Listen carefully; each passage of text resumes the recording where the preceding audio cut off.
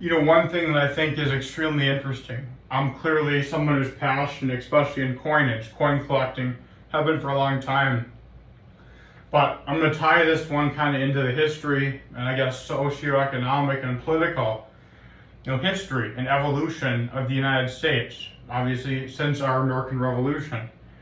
When you look at, obviously before I mentioned the coin, the Disney, which is the precursor to the dime that we all see and have in our pockets today. Can't buy much for the dime anymore, but back then a dime was a lot of money. They had half cents back then, half a penny. Obviously nowadays a penny couldn't buy you anything. But, back then a penny could. Probably, I don't know, I'm just guessing. I didn't do an inflation calculator. This is more of an ideology thing, maybe equivalent of a bottle of water or something, that would normally be a couple bucks today maybe. And obviously a half dime would be, or half penny would maybe be able to buy you something even smaller, a pack of gum or whatever. Values are very different. That's why a $20 gold piece or a $10 gold piece, they didn't introduce the $20 until the late 1840s, early 1850s. Before that, the highest was the $10 gold piece.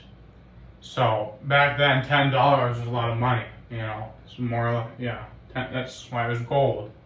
However, when you look at the first, dime, it was a prototype, a Disney, struck in 1792. It said liberty, and then it talked about science and industry. I'll include a picture right before this video. Science and Indus. It says struck on that crudely struck coin.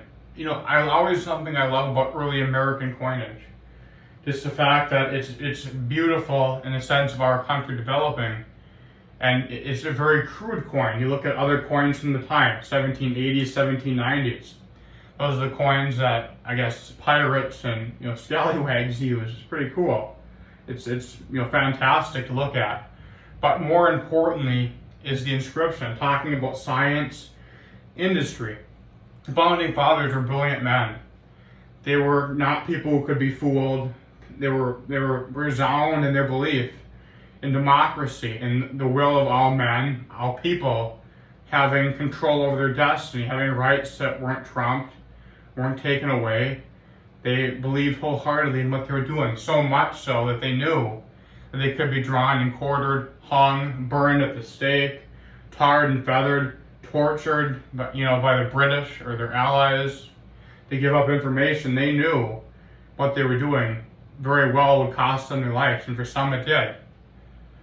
And I think there's been some of that original free thought, ingenuity, and unwavering spirit has been lost over time.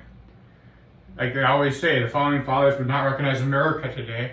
Granted that we're in a very different time in terms of our technology, but I believe that they had a certain pragmatic sense about them, especially those such as Ben Franklin and Thomas Jefferson. They were the scholars. James Madison was too. He was more of an introvert, more at home amongst his books.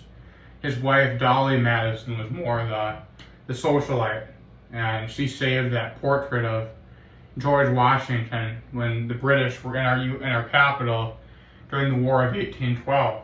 They obviously burned our capital, partially as I guess they quoted it, regardless if that was the reason or not. Obviously in war, there's destruction of property, but we burnt, their capital when we tried to invade Canada during that war. So obviously that was a justification. But we look at the modern model on money. You see pluribus unum, but you also see in God we trust on all of it. And to me, and that wasn't added until 1956.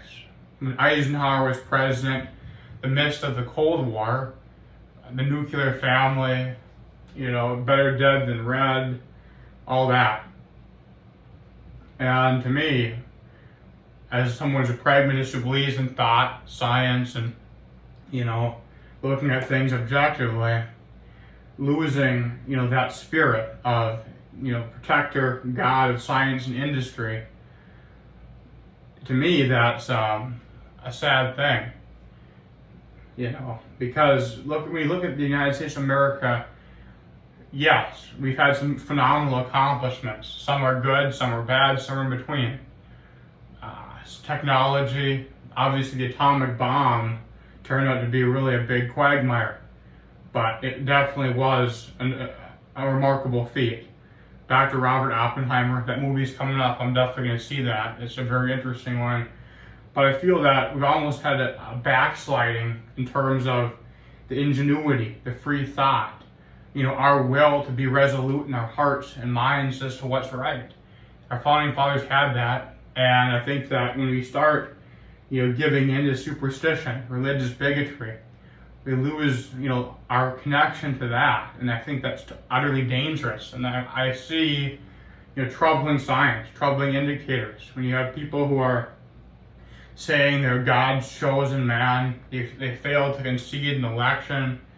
The raid on the U.S. Capitol, all that stuff is extremely dangerous, and it's an extremely far cry, night and day, from our very first president, George Washington, who reluctantly approached office. Campaigning wasn't really a thing till the early 1900s. Really, I mean, yeah, there was the press. They ran ads, Tippecanoe and Tyler too, all that. They ran that stuff, but it wasn't really campaigning. Wasn't a thing. It was more typical for them to stay home and not interfere. But obviously nowadays, it's all about charisma, rallies, all that. I just think we've lost a big connection with our past.